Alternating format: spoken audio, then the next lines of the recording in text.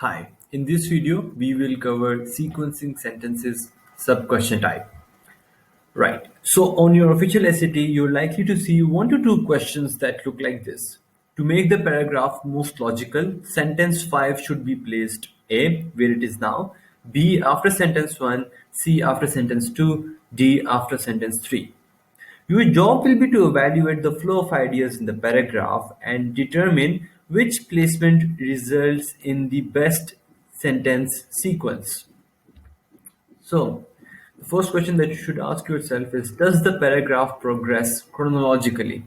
If a paragraph describes a series of events, there is a good chance that the paragraph starts at the beginning and moves forward in time. We can use our knowledge of what happened first to set up a logical sequence of ideas. Pay attention to the chronology words like first, later, and then. They'll help identify the order of events. Also look out for sudden shifts in verb tense. If a sentence with the present tense verb appears between two sentences with past tense verbs or vice versa, you may have identified a sequencing error. Number two, are any ideas explained before they are introduced? The introduction of a new idea to a passage usually requires its own sentence. No detailed explanation of the idea should appear before its introduction. In other words, if you see things described in detail before they are introduced, you might need to place an introductory sentence earlier in the paragraph. Look out for shortened or sudden references to people, places, and things you haven't seen before. They may represent sequencing errors. For example, we shouldn't refer to someone just by their last name if we introduce someone thankfully. Number three, do any sentences need to be next to one another? Even though sentences are separate units, they often work directly with other sentences to make a larger point. We shouldn't separate interlinked sentences from one another. For example, if one sentence describes a cause and a second sentence describes an effect, they probably need to be next to each other. Look for transition words like however and therefore, which indicate how one sentence needs to relate to the one next to it. So, tips and strategies. How to solve this question. Number one, don't start by testing the choices. You'll just confuse yourself. First, here's something we don't recommend. Don't start plugging the sentence into the location suggested by each choice. This can quickly get confusing and it can take a lot of your time. Number two, make a prediction. Instead, sum up the selected sentence in your own words. What is the sentence doing? While keeping that in mind, reread the paragraph closely and think, where would the information most make sense? If you were the writer, where would you place it? If your prediction matches any of the choices, select the answer and move on. Number three, focus on transition phrases. Transition words and phrases are our clearest window into how a sentence should interact with those around it.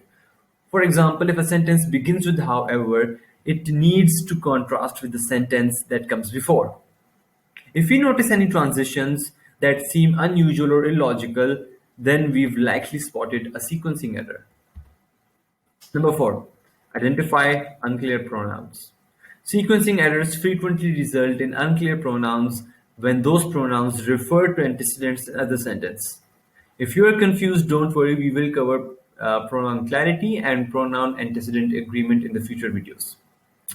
For example, if a sentence begins with this means that, then the pronoun this needs to logically refer to an associated idea in the previous sentence. Same goes for personal pronouns like he and they.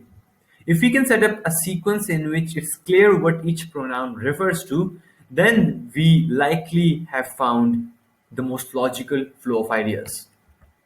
Here's a practice question. One other tip here: when you're reading this type of passage for the first time, check for the first option because the first option is always where it is now. When you're reading it for the first time, does the sequence of ideas, does it make sense?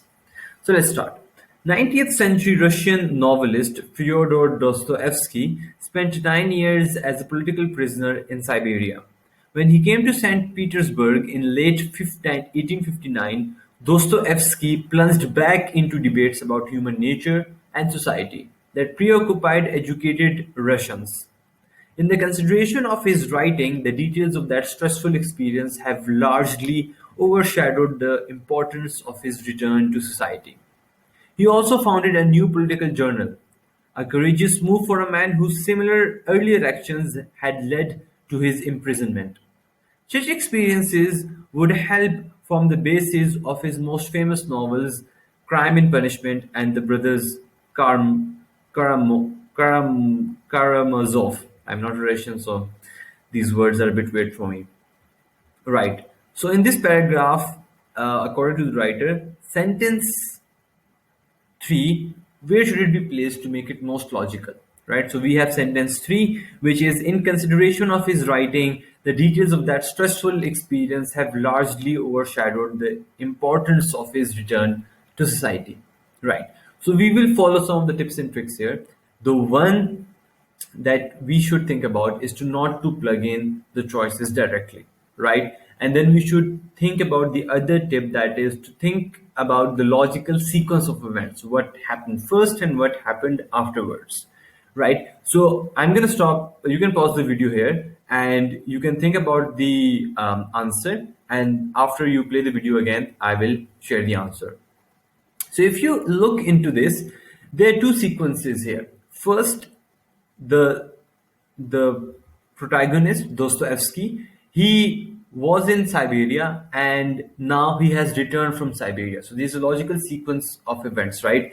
And the sentence 3 that we're considering, it connects to the previous experience but also to the future experiences, right? So based on this information, the best place for it would be after sentence 1. So if you put it after sentence 1, it refers to the past, the events just that has just taken place, but it also sets up the passage, the premise for future sentences that come after it. So sentence 1 is the correct answer, and we use 2 tips to get to that answer. That's it for this video. In the next video, we will cover another question type.